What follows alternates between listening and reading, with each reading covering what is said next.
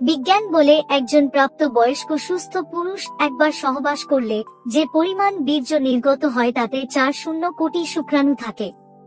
Logic অনুযায়ী মেয়েদের গর্ভে যদি সেই পরিমাণ শুক্রাণু স্থান পেত তাহলে 4 কোটি বাচ্চা তৈরি হতো। এই 4 কোটি শুক্রাণু মায়ের জরায়ুর দিকে পাগলের মতো ছুটতে থাকে।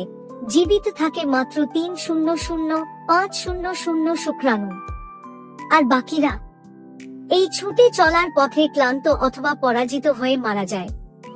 এই 3,000,500 শুক্রাণু যেগুলো ডিম্বাণুর কাছে যেতে পেরেছে তাদের মধ্যে মাত্র একটি মহা শক্তিশালী শুক্রাণু ডিম্বাণুকে ফার্টিলাইজ করে অথবা ডিম্বাণুতে আসন গ্রহণ করে।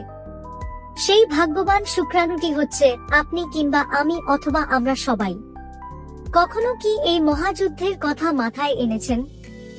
আপনি যখন দৌড় দিয়েছিলেন তখন ছিল না কোন চোখ, হাত, পা, মাথা, তবুও আপনি জিতেছিলেন।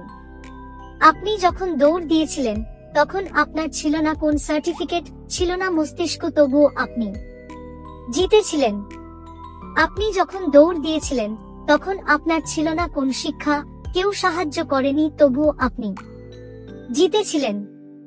আপনি যখন দৌড় দিয়েছিলেন তখন আপনার একটি গন্তব্য ছিল এবং সেই গন্তব্যের দিকে উদ্দেশ্য ঠিক রেখে একাগ্রচিত্তে দৌড় দিয়েছিলেন এবং শেষ অবধি আপনি জিতেছিলেন। বহু বাচ্চা মায়ের পেটেই নষ্ট হয়ে যায় কিন্তু আপনি মারা যাননি, পুরো 100টি মাস পূর্ণ করতে পেরেছেন। বহু বাচ্চা জন্মের সময় মারা যায় কিন্তু আপনি টিকেছিলেন। বহু বাচ্চা জন্মের প্রথম 5 বছরেই মারা যায় কিন্তু আপনি এখনো বেঁচে আছেন। অনেক শিশু অপুষ্টিতে মারা যায় কিন্তু আপনার কিছুই হয়নি।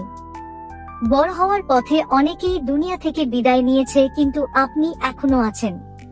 আর আজ আপনি কিছু একটা হলেই ঘাবড়ে যান, নিরাশ হয়ে পড়েন, কিন্তু কেন? কেন ভাবছেন আপনি হেরে গিয়েছেন? কেন আপনি আত্মবিশ্বাস হারিয়ে ফেলেছেন? এখন আপনার বন্ধু বান্ধব, ভাই বোন, সার্টিফিকেট সবকিছু আছে। হাত পা আছে, শিক্ষা আছে, প্ল্যান করার মস্তিষ্ক আছে, সাহায্য করার মানুষ আছে, তবুও আপনি আশা হারিয়ে ফেলেছেন।